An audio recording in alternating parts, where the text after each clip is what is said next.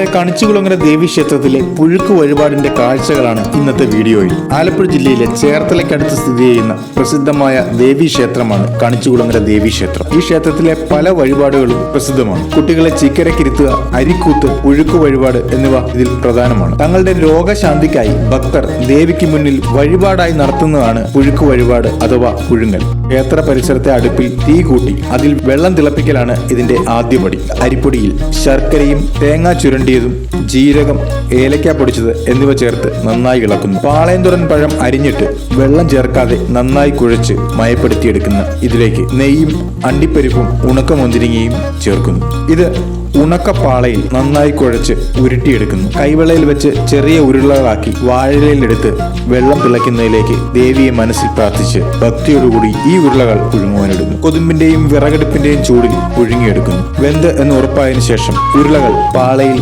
വാഴയില നിരത്തി അതിൽ തണുക്കുവാൻ വെക്കുന്നു. ശേഷം ഇതിൽ നിന്നും കുറച്ചെടുത്ത് ദേവിക്ക് നിവേദിക്കാനായി അർപ്പിക്കുന്നു. ക്ഷേത്രമുറ്റത്ത് പ്രാർത്ഥനയോടുകൂടി ഉണ്ടാക്കുന്ന ഈ വിഭവം മറ്റ് സ്ഥലങ്ങളിൽ ഉണ്ടാക്കിയാൽ ഈ രുചി കിട്ടുകയില്ല എന്നതും ഇതിന്റെ ഒരു പ്രത്യേകതയാണ്.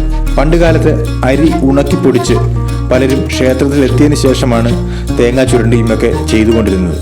ഇന്നും അതുപോലെ ചെയ്യുന്ന ആളുകൾ ഉണ്ടെങ്കിലും പലരും പാക്കറ്റിലുള്ള പൊടികളാണ് ഇവിടെ ഉപയോഗിക്കുന്നതായി കാണുന്നത്. എങ്കിലും എടുത്തു പറയേണ്ടത് ഇതിന്റെ രുചി തന്നെയാണ്.